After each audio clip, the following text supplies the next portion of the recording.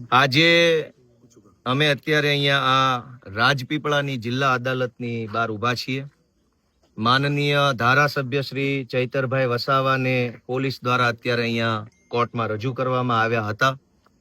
પોલીસે અમારા હાથમાં છે 5 દિવસની રિમાન્ડ અરજી કોર્ટને આપી અને વિવિધ પ્રકારના 14 જેટલા મુદ્દાઓ લખ્યા. આ મુદ્દો, તે મુદ્દો, ફલાણો મુદ્દો, ને 14 મુદ્દા આધારે પોલીસે 5 દિવસના રિમાન્ડ માંગવાની અરજી આપી. આ અરજી સામે અમારા બધા વકીલોએ સંયુક્ત રીતે, જેમાં હું હતો, મારા જોશી સાહેબ હતા અને અન્ય એક સાહેબ હતા, ત્રણેય વકીલશ્રીઓએ સંયુક્ત રીતે દલીલ કરી અને આ રિમાન્ડ અરજી જે છે પોલીસની એ નામંજૂર કરવામાં આવી છે. આ આખી ઘટના જો જોઈએ, કેમ કે હવે મેં એફઆઈઆર વાંચી છે, આ રિમાન્ડ રિપોર્ટ મારા હાથમાં છે, મેં દલીલો સાંભળી છે.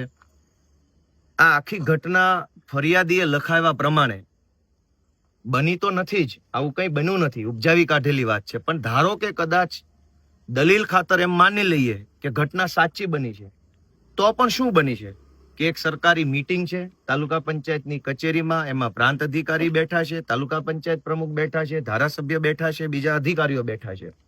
સામાન્ય ચર્ચા થાય છે, બોલાચાલી થાય છે, ફરિયાદીના કહેવા પ્રમાણે ગાળાગાળી થાય છે અને ફરિયાદીના કહેવા પ્રમાણે પ્રાંત અધિકારીના ટેબલ ઉપર એક પાણીનો ગ્લાસ પડ્યો હતો, એ ગ્લાસ લઈ અને છૂટ્ટો ફેંકીને ફરિયાદીને માર્યો.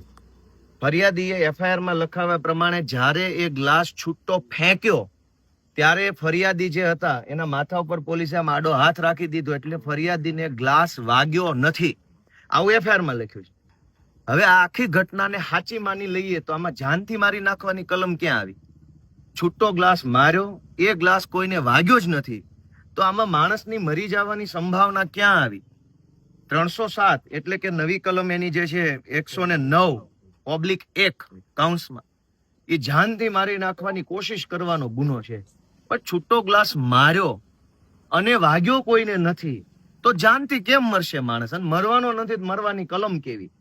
આમ છતાંય કારણ વગરનું ખોટી રીતે ચૈતરભાઈ ઉપર ગંભીર પ્રકારની કલમો લગાડવામાં આવી, જેથી કરીને એમને લાંબો સમય સુધી અદાલતની અને કાયદાની પ્રક્રિયામાં ફસાવી શકાય, છાપાઓની હેડલાઇન મેનેજ કરી એને બદનામ કરી શકાય, પોલીસ સ્ટેશનોમાં ગોંધી રાખી અને એમની ઉપર માનસિક ત્રાસ વર્તાવી શકાય. આવો કરવાના માટે થઈ અને એમની ઉપર ખોટી રીતે ગંભીર કલમો લગાવવામાં આવી.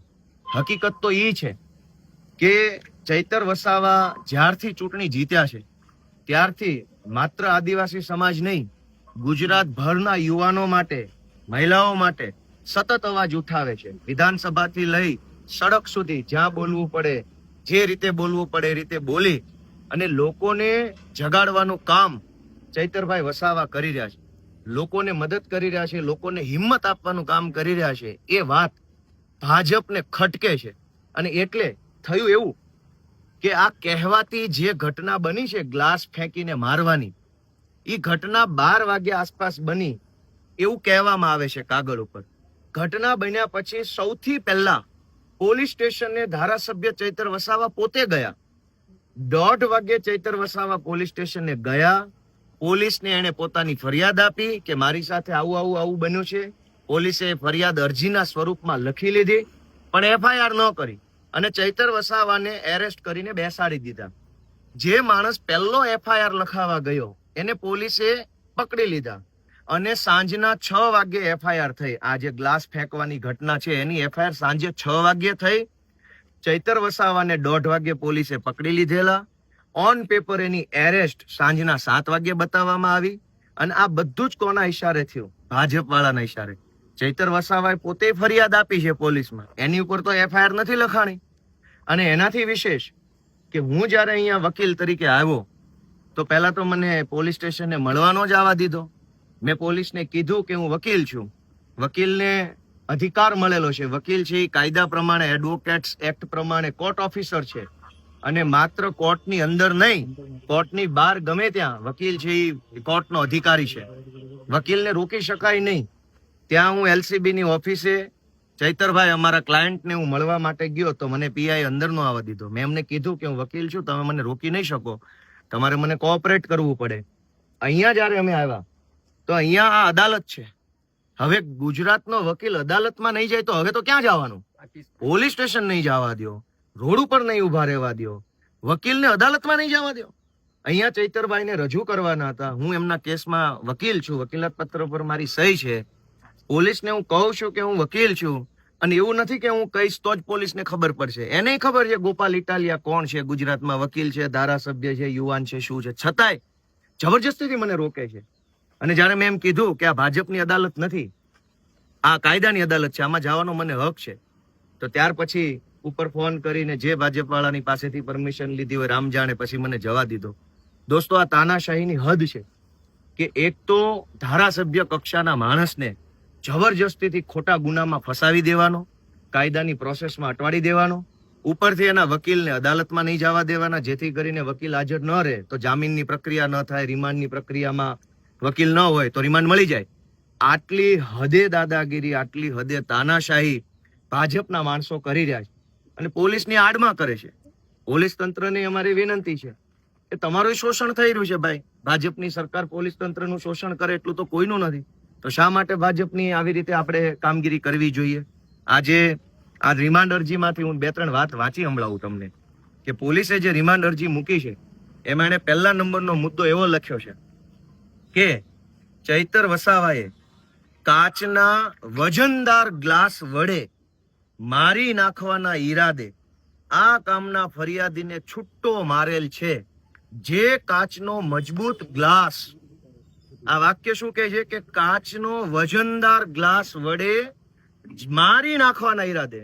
પહેલી વાત તો ગ્લાસ હોય ગ્લાસ હોય, વજનદાર ન હોય. એ કઈ થોડું કઈ રીંગણા જોખવા માટે લઈ આવ્યા હતા વજનદાર હોય? એ પાણી પીવાનો ગ્લાસ છે. દુનિયાના કોઈ પણ દેશમાં પાણી પીવાના ગ્લાસનું વજન કેટલું હોય? 50 ગ્રામ, 100 ગ્રામ, 70 ગ્રામ કેટલું હોય? કાચનો ગ્લાસ હોય 80 ગ્રામ વજન હોય, કેટલું હોય? છતાંય પોલીસે એવો શબ્દ ભાજપના કહેવાથી વાપર્યો કે કાચના વજનદાર ગ્લાસ વડે મારી નાખવાના ઈરાદે આ કામના ફરિયાદીને છૂટ્ટો મારેલ હોય. કોઈને ગ્લાસ છૂટ્ટો મારો તો મરી જાય એવું ભારતના ઇતિહાસમાં આપણે તો સાંભળ્યું નથી. ગ્લાસ મારવાથી કોણ મરી જાય?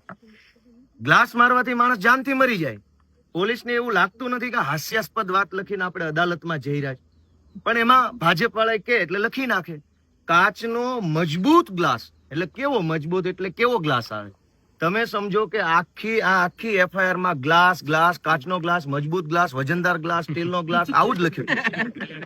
અવડા મોટા. અને હા, ગુજરાતમાં જયારે સરકાર જ બુટલેગરોના હાથમાં હોય તો એને ગ્લાસ તો દેખાવાના છે. બુટલેગરોને તો ગ્લાસ જ દેખાવાના છે. બીજો વાક્ય વાંચીએ આપણે. બીજો એને પોલીસમાં જે લખેલું છે તમે વિચારો કે હાલના કામના આરોપીએ એટલે કે ચૈતરભાઈ વસાવાએ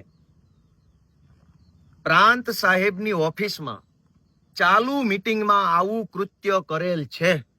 જેથી કોઈ આગોતરું આયોજન કરીને આ કૃત્ય કરવાની કોઈ રણનીતિ છે કે કેમ? હવે આગોતરું આયોજન જ જો મારી નાખવાનું કર્યું હોય તો ગ્લાસ મારે, છરો મારે? પોલીસ હજુ એ જાણવા માંગે છે, અદાલતમાં એવું લખીને આપે છે કે આ મારી ગ્લાસ, કાચનો ગ્લાસ ફેંકીને મારી નાખવાની ઘટના કઈ આગોતરું આયોજન હતું? મારી જ નાખવાનો હોય ને આગોતરું જ આયોજન હોય તો કાચનો ગ્લાસ મારવાનો, લોઢાન છરો મારવાનો? આટલી સિમ્પલ કોમન સેન્સ વગરના વાહિયાત નોન સેન્સ સવાલો લઈને ભાજપના કહેવાથી પોલીસ અધિકારી અદાલતમાં ઉભા હતા. બોલતાય શરમ નહીં આવી હોય કે આવા પ્રશ્નો પૂછવાના કે ગ્લાસ મારવાનું ષડયંત્ર કેવું હોય? એ તો ત્યાં પીવાનો ગ્લાસ. અને આ ઘટના સાચી છે કે ખોટી છે એ સિવાય હજુ એક એને પ્રશ્ન એવો પૂછ્યો છે કે આ કામના આરોપીને સાથે રાખીને ડેડિયાપાડા સબ ડિવિઝન કચેરીમાં સદરહુ ગુનો કઈ રીતે આચરેલ છે તે બાબતે રીકન્સ્ટ્રક્શન કરવાનું છે. એટલે હવે ત્યાં લઈ જશે, ઓલા ફરિયાદીને સામે ઉભો રાખશે, પછી પોલીસે ગ્લાસ આપશે, એટલે માર હવે આને, પછી પેલાનો તોલો તૂટી જશે, પછી પોલીસ એની રીલ બનાવશે અને કહેશે જોવો સિંઘમો બધા આવી ગયા. આ કેવો તમાશો છે? મેં પોતે જજ સાહેબને કીધું કે સાહેબ આ રીલ બનાવવા માટે થઈને રિમાન્ડ માંગે છે. રીકન્સ્ટ્રક્શનના નામે આ બધા રીલો બનાવીને ભાજપમાંથી મેડલ લેવાની કોશિશ કરી રહ્યા છે. આ શબ્દમાં મેં રજૂઆત કરી સાહેબ આ રીલ બનાવવાના ચક્કર છે. શેનું રીકન્સ્ટ્રક્શન? જે સરકારી કચેરીમાં આ કહેવાતી ઘટના જો ખરેખર બની હોય તો ગ્લાસ ત્યાં પડ્યો નથી, ઓફિસ ત્યાં માણસો નથી, ખુરશી નથી, બધું સાફ સફાઈ પૂરું થઈ ગયું છે કાલે ને કાલે. હવે શેનું રીકન્સ્ટ્રક્શન? તો એક ધારાસભ્ય પ્રકારના માણસને સાથે રાખી રીલ બનાવવાના ચક્કરમાં, છવાઈ જવાના સિંઘમ બનવાના ચક્કરમાં પોલીસ આવા પ્રકારના વાહિયાત કારણો રજૂ કરીને રિમાન્ડ માંગે છે. અને આ સિવાય સૌથી પહેલી વાર કે એક એવું કારણ એમણે પોલીસે લખેલું છે આમાં કે ડેડિયાપાડાના ધારાસભ્યએ તાલુકાના પ્રમુખને મારી નાખવાના ઈરાદે જીવલેણ હુમલો કર્યો, ગ્લાસ ફેંકીને. જીવલેણ, ગ્લાસ મારો એટલે માણસ મરી જાય. એ જીવલેણ હુમલો કરી પોતાની અલગ છાપ ઊભી કરવા સારું આ કૃત્ય કર્યું છે. એ છાપ ઊભી કરવાના કૃત્યની ઊંડાણપૂર્વક તપાસ કરવાની છે. હું ઊભો તો મેં જજ સાહેબને વિનંતી કરી, સાહેબ ગુજરાતના 6 કરોડ લોકોમાંથી માત્ર 182 લોકો ધારાસભ્ય બની શકે છે. કરોડો લોકોનું સપનું હોય છે ધારાસભ્ય બનવાનું, નથી બની શકતા. ચૈતર વસાવાને આદિવાસી સમાજે પૂરી તાકાતથી સંપૂર્ણ બહુમતીથી ધારાસભ્ય બનાવ્યા છે. હવે કઈ છાપ ઊભી કરવાની બાકી રહી ગઈ છે? ગલાસ માર્યો. પોલીસ એવું કહે છે કે પોતાની અલગ છાપ ઊભી કરવા માટે ગલાસ માર્યો. તો કઈ છાપ ઊભી કરવાની છે? ધારાસભ્ય બની ગયા છે. ગુજરાતના જે 182 મહત્વના જે લેજિસ્લેટર્સ છે એમાંથી એક તો બનેલા છે, એની છાપ છે. ગુજરાતના યુવાનોના મન ઉપર છાપ છે, આદિવાસી સમાજની અંદર એક છાપ છે. આટલી પ્રતિષ્ઠા ધરાવતો વ્યક્તિ છે, એની ઉપર પોલીસે ભાજપના કહેવાથી આવા આરોપ લગાવ્યા. એ બધા જ આરોપોનો અમે જડબાતોડ દલીલ સાથે તર્કબદ્ધ જવાબ આપ્યો છે. પોલીસે આવા હાસ્યાસ્પદ કારણો રજૂ કર્યા છે, વાહિયાત કારણો રજૂ કર્યા છે. ચૈતર વસાવા જેવા લોકનાયકને, આદિવાસી ટાઈગરને ફસાવવા માટે થઈને આવી હાવ બાળકો જેવી રમતિયાળ વાતો રિમાન્ડ રિપોર્ટમાં લખીને લાવીને કોર્ટમાં મૂક્યા છે. એના ઉપરથી સાબિત થાય છે કે આખી ઘટના ઉપજાવી કાઢવામાં આવી છે. આવી કોઈ ઘટના બની નથી. ચૈતર વસાવા ફરિયાદ આપવા ગયાની ફરિયાદ લીધી નથી. ચૈતર વસાવાના એડવોકેટને પણ રોકી રાખવામાં આવ્યા છે. આ પણ ગંભીર પ્રકારનો ગુનો છે. અમે કોર્ટમાં ફરિયાદ પણ આપેલી છે. ચૈતરભાઈ ફરિયાદી બન્યા છે. વકીલને રોકવા બાબતની ફરિયાદ કોર્ટ રૂબરૂ આપેલી છે. આ સિવાય ચૈતરભાઈને ધક્કા મારીને ઈજા પહોંચાડવામાં આવી છે, એની પણ ફરિયાદ અમે કોર્ટમાં લખાવેલી છે. આગળનો શું? આગળ સંઘર્ષ, અમારા તો જીવનમાં જ સંઘર્ષ છે, કેમ કે અમે વિરોધ પક્ષમાં છીએ.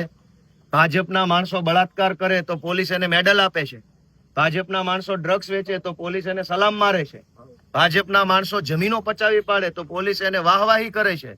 ભાજપના લોકો ગુંડાગીર્દી કરે, જમીન પચાવી પાડે, દારૂ વેચે, ડ્રગ્સ વેચે, સરકારી અનાજ ખાઈ જાય, સરકારી ગૌચરો ખાઈ જાય તો પોલીસ કે સરકારી તંત્રનું કંઈ બગાડી નથી લેતા. પણ છાસવારે ચૈતર વસાવા કેમ હાથમાં આવી જાય? કારણ કે ચૈતર વસાવા લડે છે, અવાજ ઉઠાવે છે. આ ગુજરાતની વિધાનસભામાં જ્યાં ચૈતરભાઈ વસાવા બેસે છે, એ જ વિધાનસભાની અંદર ભાજપનો ધારાસભ્ય પ્રાંતિજનો ગજેન્દ્રસિંહ બળાત્કારનો આરોપી છે.